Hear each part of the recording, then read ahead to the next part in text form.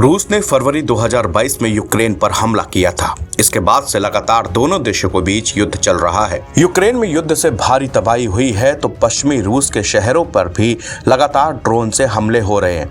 आमतौर पर यूक्रेन के शहरों पर हमले किए जाने के बाद ये जवाबी हमले होते हैं। हालांकि ज्यादातर मामलों में यूक्रेन ने हमलों की जिम्मेदारी नहीं ली है। रूस के सीमावर्ती शहर बेलग्राद में शनिवार को गोलाबारी में कम से कम 21 लोगों की मौत हो गई, जिसमें 3 बच्चे भी शामिल हैं। इस हमले में 110 लोग घायल भी हुए हैं।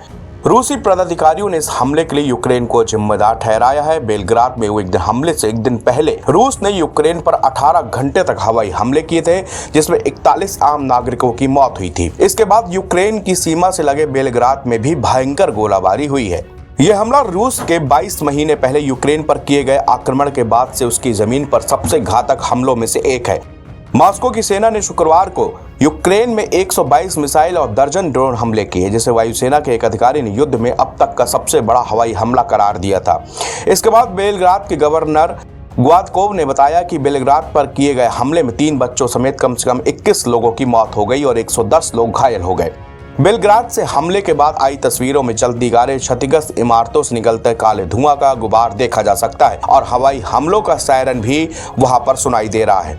बेलग्राद में गोलीबारी के दौरान शहर के बीचों बीच स्थित एक सार्वजनिक आइस रिंग को भी निशाना बनाया गया। शहर में इससे पहले भी हुए हमले हैं, लेकिन दिन दहाड़े इस प्रकार की गोलीबारी बामुश्किल ही हुई है और इससे पहले के हमलों में इतनी अधिक संख्या में लोग नहीं मारे गए। रूस के मंत्रालय ने बताया कि इसके हमले में इस्तेमाल किए गए गोला बारूद की पहचान से गणराज्य निर्मित वैम्पायर रॉकेट और गोला बारूद से लैस उल्का मिसाइल के रूप में की है।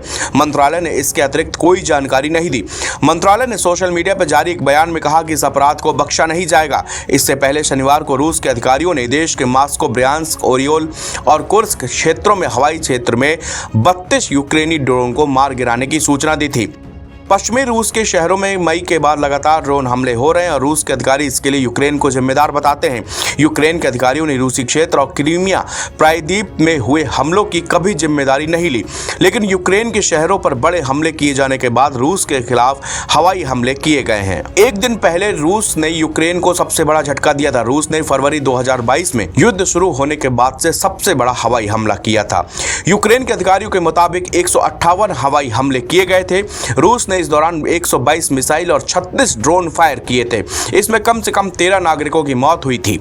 यूक्रेनी वायुसेना इसे 22 महीने पहले की शुरू किए हुए युद्ध का अब तक का सबसे बड़ा हमला मान रही है। इससे पहले कुछ इस तरह का हमला रूस ने नवंबर 2022 में किया था।